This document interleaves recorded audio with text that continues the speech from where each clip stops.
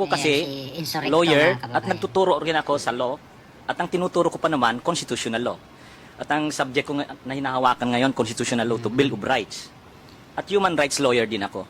So, aside kasi sa lawyer, So, vlogger din ako. nagbablog, tapos Kaya teacher. doon sa lumabas na pangalan na invited na 40 na mga social media personalities, kami ni Ross ang nasa last. Pang 39 ako, pang 40 siya. Humabol si Mark, pang 41.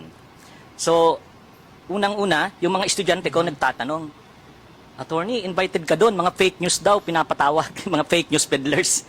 Sabi ko, doon pa lang parang biktima na ako kaagad ng fake news. Kasama na ako doon sa 40 na nakagrupo kasi lahat yun 40. Ayaw ko sanang umattend kasi may klase ako tonight. Kaya start pa lang ng klase, pero gusto ko ring i-clear yung issue na napapasama ako doon sa 40 na fake news na mga vloggers Sabi ko, 3 lang yata kami ditong hindi DDS Sabi ko, akala ko maisog yung mga DDS vloggers. Tawag nila sa kanila maisog Pero bakit hindi a-attend sa TRICOM hearing? So sabi ko, pero ako a-attend ako. Hindi ko alam bakit ako pinatawag. Dahil ba attorney ako na nagbablog? Or baka may natamaan ako dyan sa pagbablog ko. Kaya ni-review ko yung mga vlog ko. Sino kayo yung mga member ng Quadcom at ngayon ng TRICOM na naging topic ko? Sabi ko, wala naman wala naman akong masyadong kaya confident ako na sabi ko, kaya ko 'tong harapin. Ako, nakakahiya naman, nagtuturo ako sa Ateneo, College of Law, Constitutional Law po naman, tapos magiging tagakalat ako ng fake news. So, hindi. Create ako ng grupo ng mga vloggers. Nandito yung mga kasamahan namin. 78 vloggers kami. Yun yung nag-initiate ng rally noong January 18 sa EDSA People Power Monument. Nandun yung pangalan ng 80 vloggers. At proud kami na sabihin na kami ang mga vloggers na hindi kami nag-fake news. A few moments later. Ano yung panlilin lang Yan na na. sinasabi mo rito?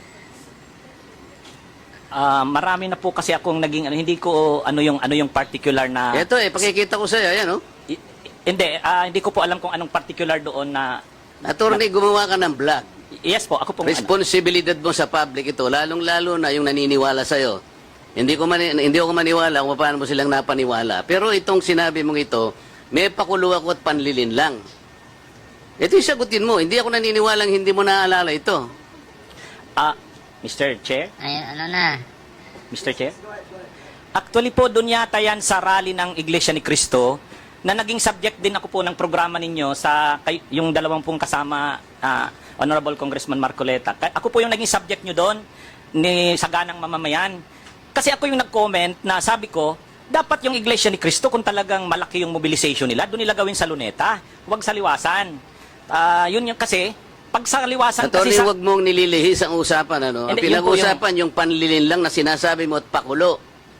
Walang kinalaman yung rally ng INC dito. doon ko po kita, Honorable Congressman Anong Marcoleta. panlilin lang ang ginawa ko doon sa rally? Yung po yatang speech nyo doon Hindi sa pa speech. yata, kailangan siguruhin mo. Nagsalita ako doon, anong parte ng speech ko ang nilinlang ko ang mamamayang Pilipino?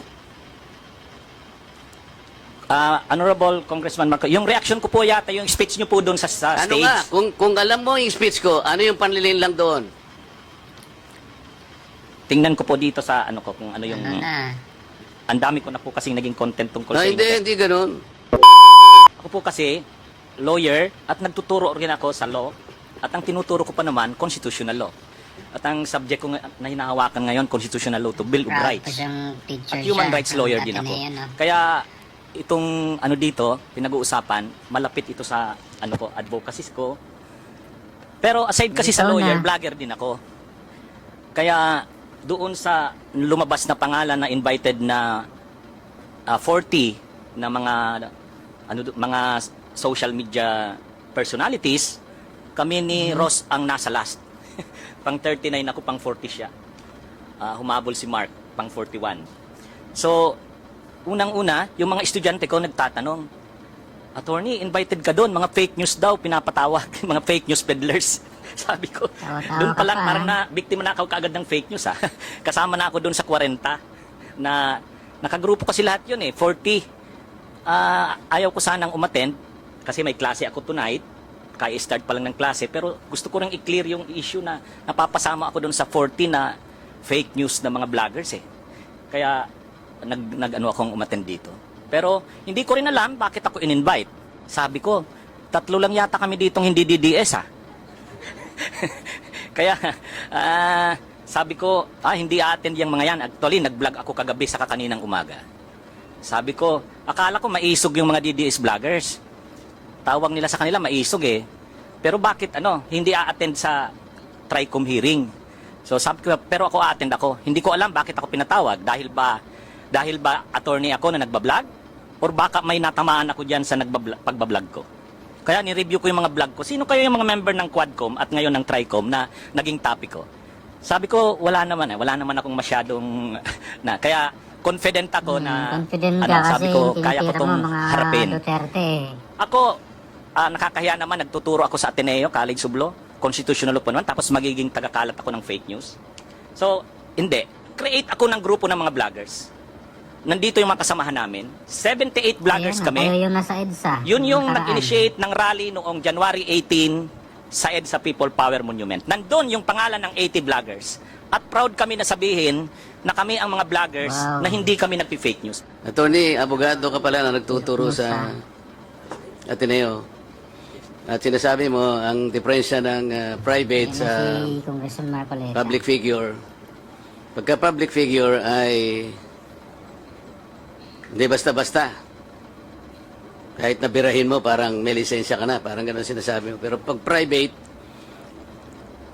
talagang kinakailangan may malis ka agad yun. Siguradong. Kaya lang, nung ikaw ay nag-vlog, ito yung title ng vlog mo sa akin eh. Huwag maniniwala sa pakulo at panliling lang ni Marcoleta.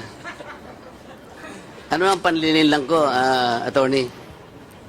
Public figure ako, pero kailangan malaman ko, sapagkat dito lang may malis ka na eh. Una, hindi mo ako kilala, ikaw hindi rin kita kilala. Pero dito lang sa title na title pa lang, huwag maniniwala sa pakulo at panlilin lang ni Marcoleta. Attorney, kahit kailan wala akong nilinlang na mamamayan ng Pilipinas. Wala kang karapatan na akusahan mo ako ng ganito. Kung ang pinag-uusapan ay gusto mo lang ma-informahan ng mga nagpa-follow sa'yo kung sino-sinong maraming nagpa-follow. Pwede mo ba sagutin ito muna? Ano yung panlilin lang na sinasabi mo rito? Panliling lang daw.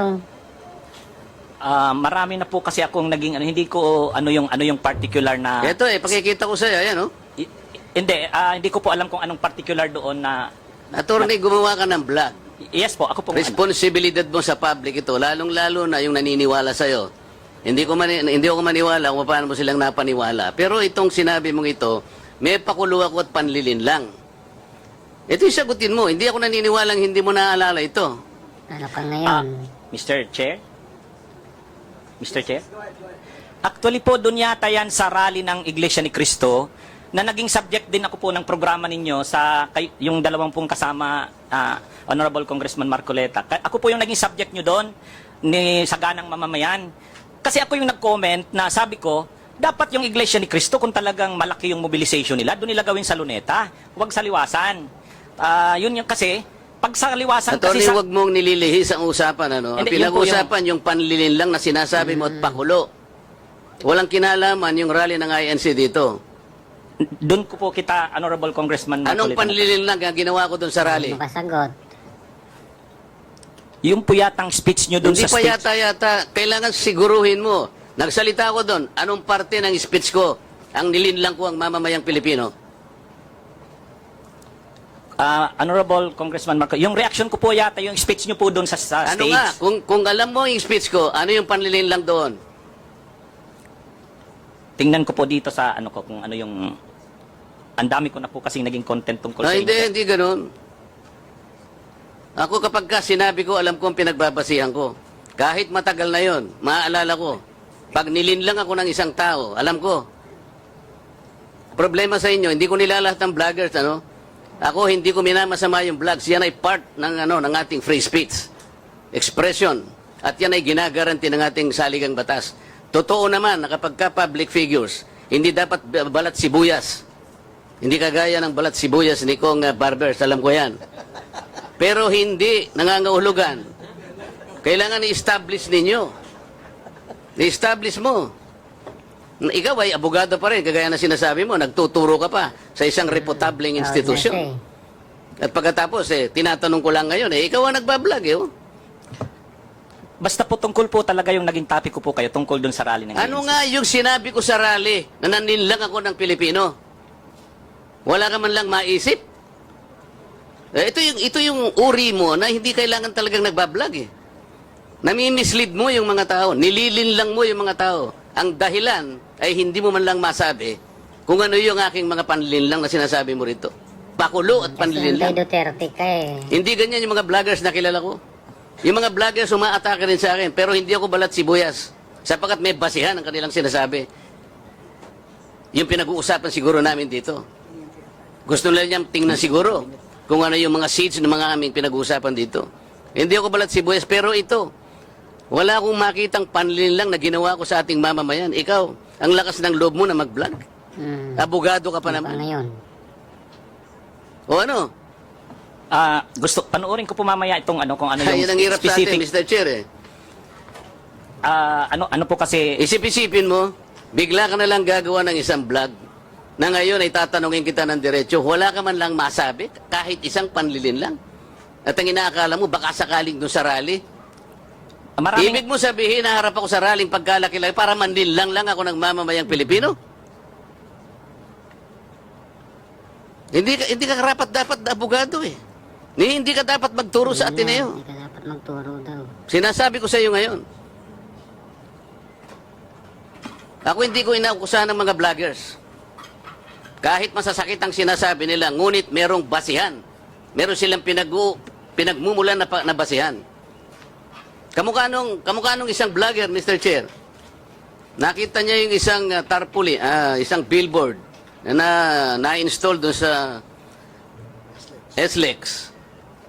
Isang female vlogger, Mr. Chair, na napanood ko. Etong si Marcoleta kanya, walang kahihiyan ito, ah. Tanga pala, eh. At ikinahihiya na rin siya ng mga kapatid niya sa Iglesia ni Cristo. Sapagkat, akalain mong gagawa siya ng billboard, isasama niya kanya si Pastor Kibuloy. Hindi ba niya alam na si Pastor Kibuloy ay ganyan. So, kinakailangan, Mr. Chair, na sagutin ko. Ang pagkakasabi ko lang po na sagutin ko, miss ka ako, hindi kita kilala, pero medyo nasaktan lang ako, pero nandun na lang, pagpapasensyahan na kita, sapagkat ako ay public figure. Kung ako lang ka ako ang ginanito mo, okay lang eh. Kaya lang kita sasagutin sapagkat yung mga nakikinig sa'yo, baka malinlang mo. Baka sila'y mailigaw mo sa paniwala na ako nga ang gumawa ng billboard na yan. So ipinaliwanag ko, Mr. Chair, hindi ako ang gumawa ng billboard na yan. Nakita ko na lamang po na biglang kasama po ako ron. At hindi naman po ipinaalam sa akin nung gumawa. Siguro po dahil si Pastor Kibuloy po ay tumatakbo ring isang senador, inakala niya sigurong magiging maganda rin para sa kanya kung kami po'y magkasama. Ako naman po'y wala namang magagawa tungkol doon. Pero hindi ko na po, wala na po akong reaksyon sapagkat public figure nga po ako eh. Lahat kami ay tatamaan. Pero ikaw, attorney, dahil sa attorney ka, yan ang sinasabi mo, at nagtuturo ka pa sa isang reputableng institution, dito lamang sa title mo eh. Huwag maniniwala sa pakulo at panlilinlang ni Marcoleta. Pagkatapos tatanungin kita ngayon kung anong panlilinlang ang ginawa ko, wala ka man lang masabi. Kaya naman kitang idemanda pero hindi na kita pagtitsagaan eh, kung ikaw lang. Gusto ko lang malaman ng mga tao na walang basihan tong ginagawa mo. Para sa akin, sapat na nakabayaran sa'yo. So ano na? O total, hindi na siya makakibo, Mr. Chair. Tatigilan ko na siya. Dapat nga, madisbar pa yan eh. You have your time, Dapat Congressman ma-disbar, Marcoleta. sabi We'll be ni giving time to Congressman Attorney Marcoleta. Ricky to defend himself. So yung kanina ay proud na proud ba siyang abogado, nagtuturo sa Ateneo, tapos nagbablog. Ayun, hindi na po nakasagot sa mga tanong ni Congressman Marcoleta, mga kababayan, si Enzo Recto. So ito yung din to, malakas din to na anti-Duterte vlogger din, kasama sa kabila. So ano pong opinion nyo, mga kababayan, dito po sa tanong ni Attorney Congressman Marcoleta dito kay Attorney Enzo Recto, mga kababayan.